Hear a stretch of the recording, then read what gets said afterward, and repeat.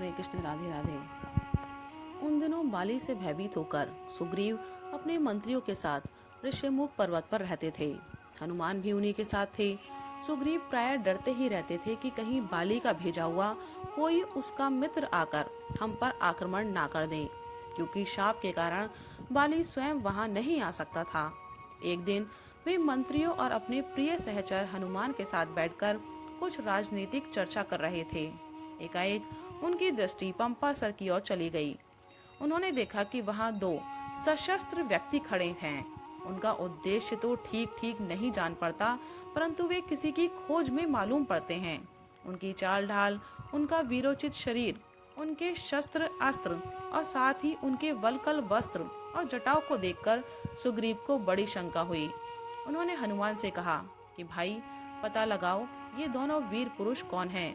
यदि शत्रु पक्ष के हों तो यहाँ से भाग चलना चाहिए, और यदि उदासीन हो तथा उन्हें भी किसी सहायता की आवश्यकता हो तो उनसे मित्रता कर ली जाए और एक दूसरे की इष्ट सिद्धि में सहायक हो। तुम ब्रह्मचारी का वेश धरकर उनका पता लगाओ, फिर जैसा हो इशारे से मुझे सूचित कर देना। हनुमान ने उनकी आज्ञा स्वीकार की। सुग्रीव के कहने से हनुमान ब्राह्मण का वेश बनाकर उनके पास गए। उन्होंने योग्य शिष्टाचार के पश्चात उन दोनों की प्रशंसा करते हुए उनका परिचय पूछा। उन्होंने कहा, आपके शस्त्र अस्त्र और शरीर का वीरोचित गठन देखकर ऐसा अनुमान होता है कि आप वीर पुरुष हैं। आपके कोमल चरणों को देखकर जान पड़ता है कि आप राजमहल के रहने वाले हैं। कभी जंगल अथवा पहाड़ में नहीं रहना पड़ा है। आपकी वेशभूषा को देखकर यही कहा जा सकता है कि आप ऋषि कुमार हैं, परंतु कोई बात निश्चित नहीं। आपके मुखमंडल का तेज स्पष्ट बता रहा है कि आप साधारण पुरुष नहीं, अलौकिक हैं। क्या आप तीनों देवताओं में से कोई हैं? कहीं आप साक्षात नर नारायण ही तो नहीं हैं? मेरे मन में बड़ी शंका हो रही है। आप में बड़ा आकर्षण मालूम पड़ रहा है। आपके सौंदर्य और माधुर्य से मेरा चित्त मुग्ध हुआ जा रहा है। आप मेरे अत्यंत ममतास्पद जान पड़ते हैं। मैं आपके साथ कभी रहा हूँ। मेरा हृदय बार बार यह बात कह रहा है। आप कृपा करके मेरा संदेह नष्ट करें। भगवान राम मंद मंद मुस्कुराते हुए हनुमान की बात सुन रहे थे। उन्होंने लक्ष्मण की ओर देखकर कहा, ये ब्राह्मण बड़े बुद्धिमान हैं। इनकी बातों से मालूम पड़ता है कि इन्होंने सांगोम पांग वेदों का अध्ययन किया है। इनके बोलने में एक भी अशुद्धि नहीं हुई है। इनकी आकृति पर ऐसा कोई लक्षण नहीं प्रकट हुआ है जिससे इनका भाव दूषित कहा जा सके। ये किसी राजा के मंत्री होने के योग्य हैं। इनकी उच्चारण शैली और नीतिमत्ता दोनों ही गंभीर तथा प्रभाव उत्पादक हैं। राम के इशारे से लक्ष्मण ने कहा, ब्राह्मण देव, हम लोग अयोध्या नरेश महाराज दशरथ के पुत्र हैं।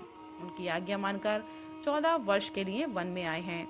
यहाँ किसी राक्षस ने जनक नंदिनी सीता का अपहरण कर लिया है।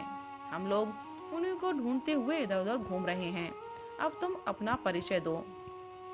लक्ष्मण की बात समाप्त होते न होते हनुमान का रूप बदल गया। वे वानर के रूप में भगवान के चरणों पर गिर पड़े। उस समय उनका हृदय कह रहा था कि मैं भगवान के सामने दूसरा वेश धारण करके आया। एक प्रकार से उनसे कपट किया। इसी से उन्होंने मुझसे बातचीत तक नहीं की। मैंने उन्हें नहीं पहचाना, इसलिए उन्होंने भी मुझे नहीं पहचाना। मैंने उनका परिचय पूछा तो उन्होंने भी मुझसे परिचय पूछा। यह सब मेरी कूटनीति का फल है। मैं अपराधी हूँ। यह सोचते सोचते उनकी आंखों से आंसुओं की धारा बहने लगी। वे भगवान के चरणों में लौटने लगे। भगवान ने उन्हें बलात् उठाकर हृदय से लगाया। हनुमान ने कहा, प्रभु, मैं पशु हूँ, साधारण जीव हूँ। मैं आपको भूल जाऊं, मैं तो आपके सामने अपराध करूं, यह स्वाभाविक है। परंतु आप मुझे कैसे भूल गए? मैं तो आपकी आज्ञा से सुग्रीव के पास रहकर बहुत दिनों से आपकी प्रतीक्षा कर रहा हूँ। सुग्रीव भी बड़े दुखी हैं। मैंने उन्हें आपका परिचय देकर ढांढस बंधा रखा है। उन्हें अब एकमात्र आपका ही भरोसा है। अब आप चलकर उन्हें स्वीकार कीजिए और उनकी विपत्ति टालकर उनसे सेवा लीजिए। हनुमान ने आनंद मग्न होकर दोनों भाइयों को अपने दोनों कंधों पर बिठा लिया और वे उन्हें सुग्रीव के पास ले चले। राम और सुग्रीव की मित्रता हुई। उन्होंने अग्नि को साक्षी बनाकर सख्य संबंध स्थापित किया। बाली मारा गया और सुग्रीव वानरों के राजा हुए।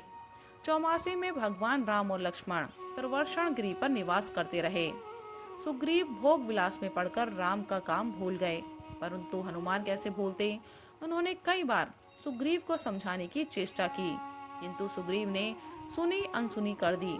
वे अपने काम में लग गए। जब लक्ष्मण ने सुग्रीव को उपेक्षा करते देखा, तब वे बड़े क्रोधित हुए। अभी उन्हें तारा मना रही थी कि हनुमान के बुलाए हुए वानर भालुओं की अपार सेना आ पहुंची। यह उद्योग देखकर लक्ष्मण सुग्रीव पर प्रसन्न हो गए।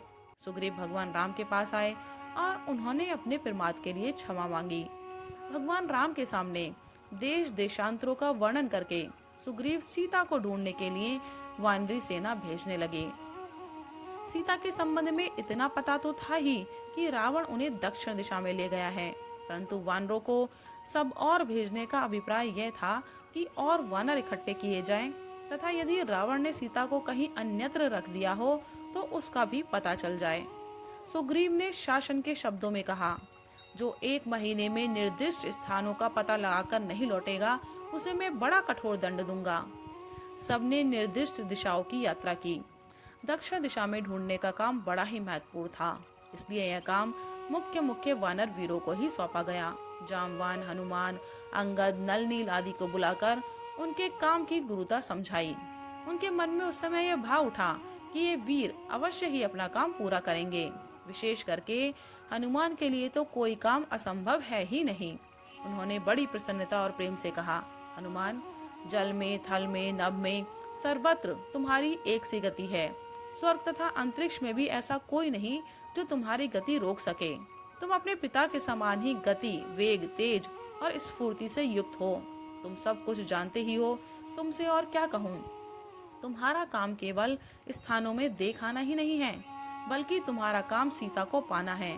मेरा तुम पर पूर्ण विश्वास है कि तुम सीता का पता लगाकर ही लौटोगे। सुग्रीव की बात सुनकर भगवान राम ने हनुमान को बुलाया। भगवान तो पहले से ही जानते थे, परंतु सुग्रीव की बातों से उन्हें और भी स्मृति हो आई। उन्होंने हनुमान से कहा, हनुमान, तुम मेरा कार्य अवश्य पूर्ण करोगे। यह मेरी अंगूठी ले जाओ। इसे देखकर सीता विश्वास कर लेंगी कि तुम राम के दूत हो। सीता से कहने के लिए उन्होंने संदेश भी दिए। हनुमान आदि उनके चरणों का स्पर्श करके वहां से चल पड़े। राधे राधे, हरे कृष्ण।